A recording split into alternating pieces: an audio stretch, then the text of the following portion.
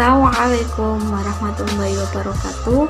Perkenalkan, nama saya Lailin Hamidah dengan nomor induk mahasiswa 4130021069 dari jurusan S1 PGSD kelas A angkatan 2021. Tugas ini saya buat untuk memenuhi UAS mata kuliah landasan pendidikan. Baiklah, di sini saya akan menjelaskan sedikit tentang materi landasan sosial budaya pendidikan. Apa sih landasan sosial budaya pendidikan itu? Landasan sosial budaya pendidikan merupakan kekuatan sosial masyarakat yang selalu berkembang dan berubah sesuai dengan perkembangan zaman. Kekuatan tersebut dapat berupa kekuatan nyata dan berpotensial yang berpengaruh dalam perkembangan pendidikan dan sosial budaya seiring dengan dinamika masyarakat. Pendidikan dan kebudayaan terdapat hubungannya sangat erat, dalam artian keduanya berkenaan dengan suatu hal yang sama, yaitu nilai-nilai. Pendidikan membuat orang mengerti tentang artinya kebudayaan, dan pendidikan bersama-sama untuk memajukan kebudayaan. Dengan demikian, dapat kita simpulkan bahwa pendidikan merupakan bagian dari kebudayaan. Dapat dituliskan bahwa hubungan antara kebudayaan dan pendidikan adalah: yang pertama, pendidikan membentuk dan menciptakan kebudayaan; yang kedua, pendidikan melestarikan kebudayaan; yang ketiga, pendidikan menggunakan dan berdasarkan kebudayaan. Selanjutnya yaitu konsep sosial budaya pendidikan. Kajian sosial budaya menghubungkan pengetahuan tentang masyarakat dan kebudayaan dengan pendidikan sebagai institusi untuk memelihara kesinambungan dan perkembangan masyarakat dan kebudayaan. Sekolah harus memahami isu dan masalah sosial budaya dalam masyarakat, terutama yang berkaitan dengan perubahan sosial, yakni modernisasi. Karakteristik sosial budaya pendidikan. Karakteristik sosial budaya pendidikan memegang peranan penting dalam perubahan sosial budaya manusia. Sosial budaya membentuk karakter suatu masyarakat.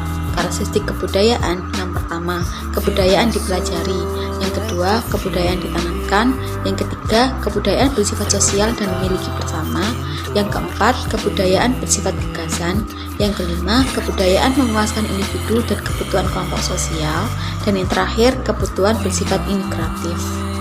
Selanjutnya yaitu transmisi sosial budaya pendidikan. Kajian sosial budaya pendidikan dari masa ke masa mengalami perubahan secara terminologis yang mencakup alkulturasi, sosialisasi, dan pendidikan. Enkulturasi merupakan proses pembiasaan secara sadar atau tidak sadar yang dilakukan dalam batas yang diizinkan secara norma oleh suatu kebudayaan. Dan sosialisasi merupakan proses pengintegrasian individu ke dalam suatu kelompok sosial.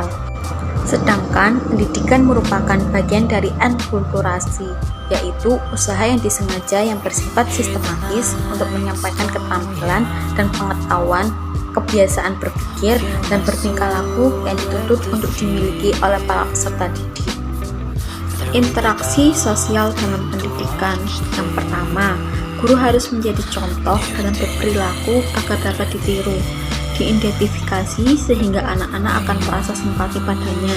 Yang kedua, fungsi sekolah agar dapat memberikan dan membangkitkan kebutuhan sosial dan reaksi. Yang ketiga, anak-anak harus merasa gembira, antusias, dan tidak merasa dipaksa datang ke sekolah. Hubungan sosial budaya dengan pendidikan. Pendidikan berakar pada nilai-nilai agama, kebudayaan nasional Indonesia, dan tanggap terhadap tuntutan zaman. Peran sekolah adalah sebagai pewaris, pemelihara, dan pembaharu kebudayaan. Proses pendidikan memiliki dua aspek. Yang pertama yaitu humanisasi. Proses humanisasi memenuhi kebutuhan manusia sebagai makhluk biologis. Yang kedua yaitu humanisasi. Pendidikan melihat manusia sebagai makhluk yang bermoral. Perkembangan sosial budaya dalam pembangunan. Perubahan sosial terjadi karena adanya dorongan perkembangan masyarakat secara sadar atau tidak. Adanya perubahan sosial, budaya menciptakan inovasi sehingga masyarakat lebih berkembang dalam kehidupannya. Yang terakhir, ada implikasi konsep pendidikan. Yang pertama, keberadaan sekolah tidak dapat dipisahkan dengan masyarakat sekitarnya. Yang kedua, perlu dibentuk badan kerjasama antara sekolah dengan tokoh-tokoh masyarakat. Yang ketiga, proses sosialisasi anak-anak perlu ditingkatkan. Yang keempat, dinamika kelompok dimanfaatkan untuk belajar. Yang kelima, kebudayaan menyangkut seluruh hidup manusia yang diciptakan oleh manusia ikut mempengaruhi pendidikan atau perkembangan anak. Yang terakhir, kebudayaan perlu ditertibkan antara lain dengan menyelesaikan tayangan televisi dan memberantas kebudayaan yang merusak remaja. Sekian penjelasan materi dari saya. Terima kasih. Assalamualaikum warahmatullahi wabarakatuh.